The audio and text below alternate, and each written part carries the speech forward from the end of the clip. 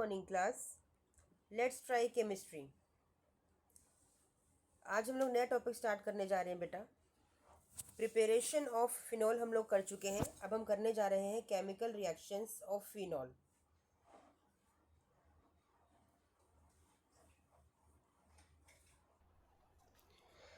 ठीक है बच्चा, इसमें हम कुछ रिएक्शंस देखने वाले हैं। जैसे कि सपोज कीजिए सबसे पहले कुछ अल्कोहल्स की प्रॉपर्टीज़ भी मैं आपको बता देती हूँ, है ना। तो साइड बाय साइड हम लोग लेते हुए चलेंगे। Chemical reactions of alcohols and phenols, ठीक है, दोनों को लेते हुए चलते हैं बच्चा। अब देखो हमारे पास ना अल्कोहल में बच्चा इस तरह का बॉन्ड होता है, ये अल्कोहल कहलाता है, ठीक है ना। एक तरीका हमारे पास होता है इस बॉन्ड को ब्रेक करने का, यानी कि पॉजिटिव और नेगेटिव, ठीक है। एक तरीका हमारे पास होता है इस बॉन्ड को ब्रेक करने का, पॉजिटिव एंड नेगेटिव। जो ये बॉन्ड जनरेट हुआ है इसे बोलते हैं alkoxy bond, it is alkoxy, है ना। और जो ये बॉन्ड जनरेट हुआ है इट इज़ अल्काइल, ठीक है। और ये क्या है, हाइड्रोक्सिल, इट इज़ हाइड्रोक्सिल, ठीक है। तो इन सब की फॉर्मेशंस की वजह से ना बेटा जो केमिकल रिएक्शंस होती है उनमें डिफरेंस आता है, ठीक है। ये तो बात थी अल्कोहल की। इसी तरह से बात है आपकी फिनॉल की। हमारे ये अल्कोहल्स फिनॉल्स बहुत सारी रिएक्शंस दिखाते हैं बेटा, ठीक है, इन अलग अलग तरह से बॉन्ड को ब्रेक होने की वजह से। ऐसे ही जब ये बॉन्ड ब्रेक होता है तो इस बॉन्ड को बोलते हैं, क्योंकि यहाँ नेगेटिव आएगा यहाँ पॉजिटिव, इस बॉन्ड को बोला जाता है फिनॉक्सी, यानी कि इस ग्रुप को बोला जाता है फिनॉक्सी, ठीक है।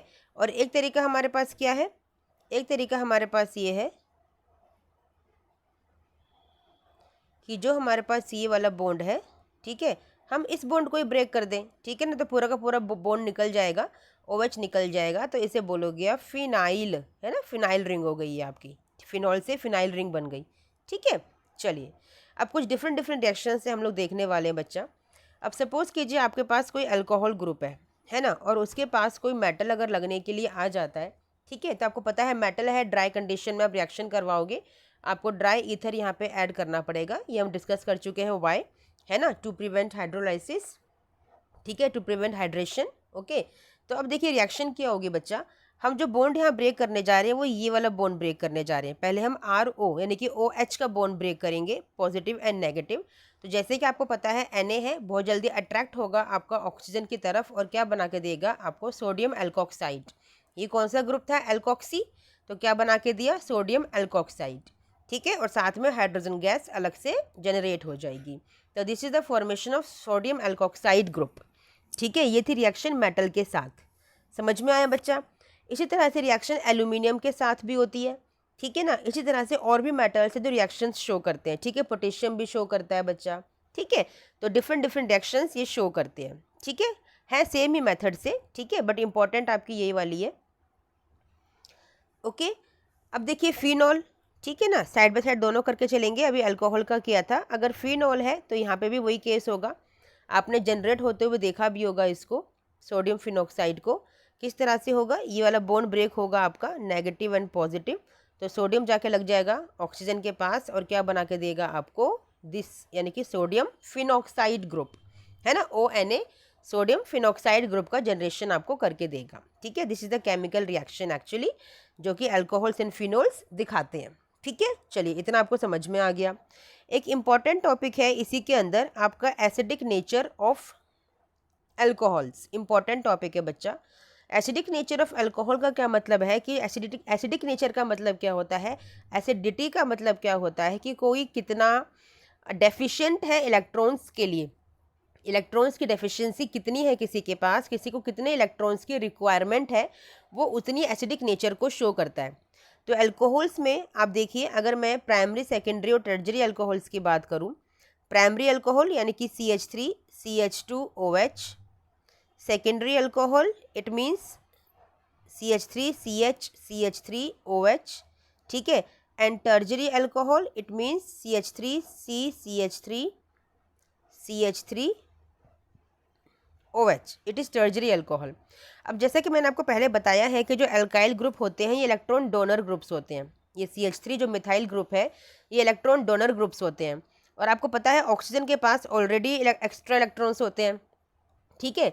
यहाँ पे एक 1 मिथाइल ग्रुप है जो डोनेट कर रहा है, यहाँ पे 2 मिथाइल ग्रुप्स हैं जो डोनेट कर रहे हैं, यहाँ पे 3 मिथाइल ग्रुप्स हैं जो डोनेट कर रहे हैं। क्या डोनेट कर रहे हैं? इलेक्ट्रॉन्स को डोनेट कर रहे हैं। किसको डोनेट कर रहे हैं? ऑक्सीजन, क्योंकि ऑक्सीजन क्या है, इलेक्ट्रॉन नेगेटिव है ना, वही एक्सेप्ट करेगा। ठीक है, और उसके पास पहले से ही इलेक्ट्रॉन्स एक्स्ट्रा पड़े हुए हैं। तो क्या होता है बच्चा, अब क्या होता है, यहाँ पे 3 इलेक्ट्रॉन डोनेट कर रहे हैं, तो मीन्स इतना ज़्यादा इलेक्ट्रॉन को डोनेट कर दिया जबकि ज़रूरत नहीं है। और हम बात कर रहे हैं एसिडिक नेचर की। एसिडिक नेचर का मतलब क्या है कि किसको कितनी ज़रूरत है इलेक्ट्रॉन्स की। तो क्या ऐसी ज़रूरत है? Just think over it. क्या ऐसी ज़रूरत है इलेक्ट्रॉन्स की? नहीं है ना बच्चा। क्यों होगी ज़रूरत? पहली बात तो ऑक्सीजन के पास अपने आप से इलेक्ट्रॉन्स थे, ठीक है, और दूसरी बात अगर मिल भी रहे हैं तो 3 मिथाइल ग्रुप उसको दे रहे हैं, तो उसको नहीं चाहिए। ठीक है, तो ये होगा सबसे लीस्ट एसिडिक। और मोर एसिडिक कौन सा होगा? आपका ये वाला, विच इज़ प्राइमरी अल्कोहल। क्यों होगा? क्योंकि सिर्फ एक ही है इलेक्ट्रॉन डोनर को जो डोनेट करेगा। यहाँ पे 2 डोनेट करेंगे, यहाँ पे 3 डोनेट्स करेंगे, 3 डोनेट करेंगे। समझ में आया बच्चे? क्योंकि एक ही मिथाइल ग्रुप जो डोनेट कर रहा है, तो इसलिए ये लीस्ट एसिडिक हो गया, इसको कम इलेक्ट्रॉन्स मिल रहे हैं, है ना। और सेकेंडरी वाला ज़्यादा इलेक्ट्रॉन्स दे रहा है क्योंकि 2 अल्काइल ग्रुप हैं, और टर्जरी को और ज़्यादा इलेक्ट्रॉन्स मिल रहे हैं क्योंकि वहाँ पे 3 अल्काइल ग्रुप्स हैं, तो इसलिए वो सबसे लीस्ट एसिडिक हो गया। तो ये ऑर्डर आपको अरेंज करने के लिए आता है एग्जाम में बच्चे, ठीक है, आपको पता होना चाहिए। चलिए, समझ में आ गया। अब नेक्स्ट क्वेश्चन है आपका एसिडिटी ऑफ फिनॉल के लिए। हमने पढ़ा एसिडिक नेचर ऑफ अल्कोहल्स, अब है acidic nature of phenols. Phenols क्यों एसिडिक होते हैं? एक्चुअली में जो फिनॉल्स होते हैं ना, वो अल्कोहल से भी ज़्यादा एसिडिक होते हैं। Phenols are more acidic than alcohols. The reason behind that, आपको पता है बच्चा, जो फिनॉल है, ये जो बेंजीन रिंग है, नॉट फिनॉल, जो बेंजीन रिंग है वो एसिडिक नेचर शो क्यों करती है? क्योंकि इसके जो इलेक्ट्रॉन्स हैं वो डीलोकलाइज्ड होते रहते हैं। यहाँ पे डीलोकलाइजेशन होता रहता है, यानी कि रेजोनेंस होता रहता है, यानी जो इलेक्ट्रॉन्स है ना, यही घूमते रहते हैं, घूमते रहेंगे तो क्या होगा, इलेक्ट्रॉन्स, ये जो इलेक्ट्रॉन्स है ये अवेलेबल नहीं हो पाते हैं। किसके लिए? इलेक्ट्रॉन डोनेशन के लिए अवेलेबल नहीं हो पाते हैं।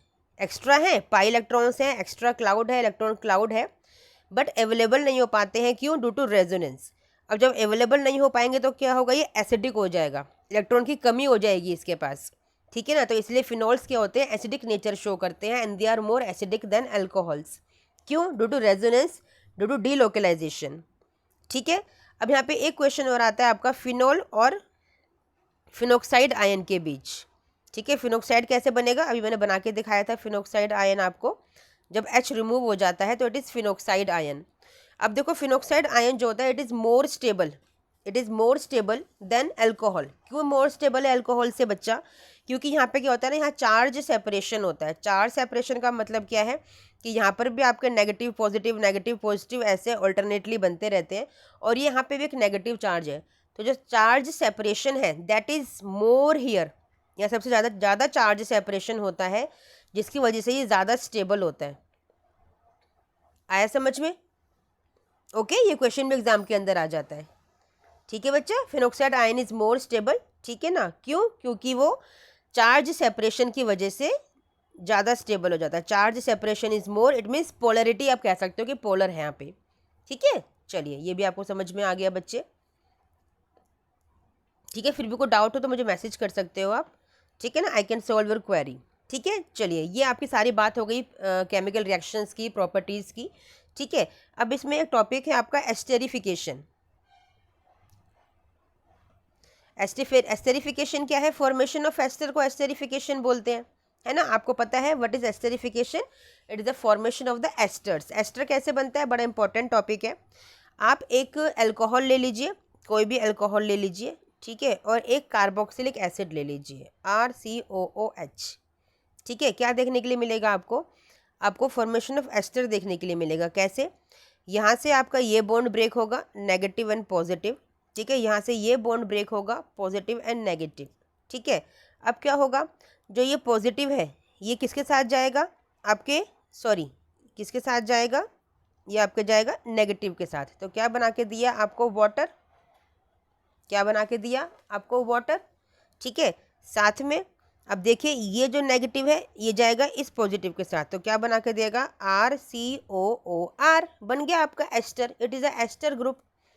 रिप्रेजेंटेशन कैसे होता है इसका? RCOR double bond O, this is the ester group. तो इसे बोलते हैं एस्टेरिफिकेशन, जो किसके मिलने से बनता है, किसके बॉन्ड फॉर्मेशन से बनता है, वो बनता है आपके अल्कोहल एंड कार्बोक्सिलिक एसिड के फॉर्मेशन से, इनके रिएक्शन से, ठीक है, इनके रिएक्शन से फॉर्म होता है आपका एस्टर। इंपॉर्टेंट है, एग्जाम में आता है बच्चे, ठीक है। चलिए, हमने ये भी कर लिया, ठीक है। अब देखो, हमने एक बात की थी अल्कोहल के बॉन्ड ब्रेकिंग की, हमने ROH में OH बॉन्ड की ब्रेकिंग की वजह से देख लिया। अब RO बॉन्ड ब्रेकिंग की वजह से कौन कौन सी रिएक्शंस होती हैं, ये वाली आप इसी प्रीवियस चैप्टर में कर चुके हो बच्चा। जब ROH में RO का बॉन्ड ब्रेक होता है तो आपने देखा होगा, आपने थायोनिल क्लोराइड को ऐड किया है ना, आपने PCl5 को ऐड किया, आपने PCl3 को ऐड किया, आपने ल्यूकास रिएजेंट को ऐड किया, है ना, concentrated HCl and anhydrous Cl2, है ना, और सब में क्या मिला आपको, RCl मिला। तो RCl कैसे मिला था, ये RCl कैसे मिला अलग अलग, जब आपका ये R वाला बॉन्ड ब्रेक हुआ था और क्लोरीन आपको यहाँ से सबसे मिल गया था। तो this is the reaction for this formation, for this bond breaking, जो कि R और O का बॉन्ड आपस में बीच में से टूटता है, ठीक है। चलिए, ये भी आपका पार्ट हो गया क्लियर बच्चा, ओके, इम्पोर्टेंट वाला था, ठीक है।